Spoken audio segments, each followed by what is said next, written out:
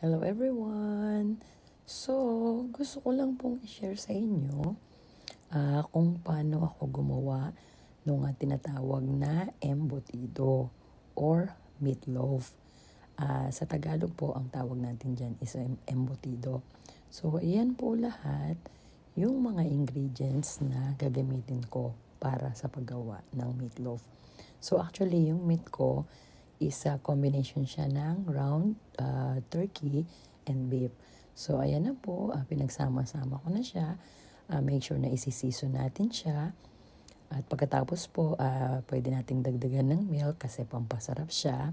So, after po niyan, i-mix lang po natin siyang mabuti para mag-blend lahat ng mga spices na nilagay natin or yung mga condiments. So, after po niyan, ibabalot lang po natin siya at isi-shape natin ng bilog.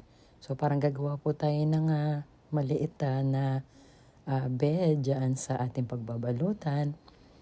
At pagka okay na po, ilalagay lang natin yung ating iba pang ingredients. Ayan, so dinadagdagan ko para medyo malaki po yung magiging balot ng ating embutido. So ayan lang po siya. Lagyan lang po natin yan and then dun po sa middle, lagyan din po natin ng boiled egg. And then after that, i-roll lang po natin siya into a round shape. Make sure na mababalot po natin siyang mabuti para po hindi sumingaw pag once na i-steam natin.